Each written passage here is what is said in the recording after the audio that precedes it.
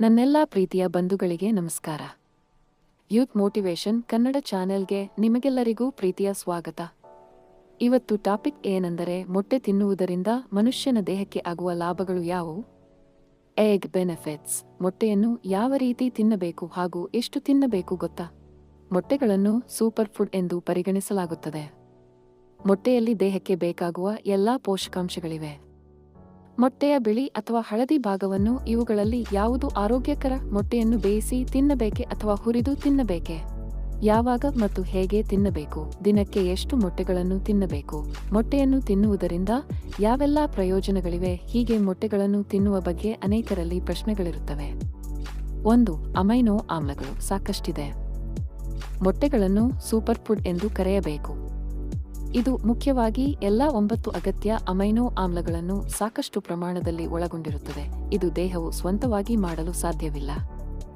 2. ಮೊಟ್ಟೆಗಳ ಪ್ರೋಟೀನ್ ಅಂಶ. ಪ್ರಜ್ಞೆಗಳ ಪ್ರಕಾರ ಮೊಟ್ಟೆಯ ಪ್ರೋಟೀನ್ ಅನ್ನು ಉತ್ತಮ ಗುಣಮಟ್ಟದ ಪ್ರೋಟೀನ್ ಎಂದು ಕರೆಯಲಾಗುತ್ತದೆ. ಒಂದು ಸಂಪೂರ್ಣ ಮೊಟ್ಟೆಯು ಸುಮಾರು 6.3 ಗ್ರಾಂ ಪ್ರೋಟೀನ್ ಮತ್ತು ವಿವಿಧ ಜೀವಸತ್ವಗಳು ಮತ್ತು ಖನಿಜಗಳನ್ನು ಹೊಂದಿರುತ್ತದೆ. 3. ಮಧುಮೇಹ ರೋಗಿಗಳಿಗೆ ಒಳ್ಳೆಯದು. ಕಡಿಮೆ ಗ್ಲೈಸೆಮಿಕ್ ಇಂಡೆಕ್ಸ್ ಹೊಂದಿರುವ ಆಹಾರದ ಪಟ್ಟಿಯಲ್ಲಿ ಮೊಟ್ಟೆ ಬರುತ್ತದೆ. ಇದರರ್ಥ ಅದು ನಿಮ್ಮ ರಕ್ತದಲ್ಲಿನ ಸಕ್ಕರೆಯನ್ನು ಹೆಚ್ಚಿಸುವುದಿಲ್ಲ. ಆದ್ದರಿಂದ ಮಧುಮೇಹಿಗಳಿಗೆ ಮೊಟ್ಟೆ ಅತ್ಯುತ್ತಮ ಆಹಾರವಾಗಿದೆ. 4. ಕೆಟ್ಟ ಕೊಲೆಸ್ಟ್ರಾಲ್ ಹೋಗಲಾಡಿಸುತ್ತದೆ. ಮೊಟ್ಟೆಯ ಹಳದಿ ಲೋಳೆಯಲ್ಲಿ ಕೊಬ್ಬು ಮತ್ತು ಕೊಲೆಸ್ಟ್ರಾಲ್ ಇದೆ ಎಂದು ನಂಬಲಾಗಿದೆ. ಹಳದಿ ಲೋಳೆಯಲ್ಲಿ ಲಿಪಿಡ್ ಸ್ಯಾಚುರೇಟೆಡ್ ಕೊಬ್ಬಿನ ಪ್ರಮಾಣವು ಅಧಿಕವಾಗಿದೆ. ಇದು ಒಮೆಗಾ ವ್ಯವಕಲನ 3 ಕೊಬ್ಬಿನಾಮ್ಲಗಳನ್ನು ಹೊಂದಿರುತ್ತದೆ.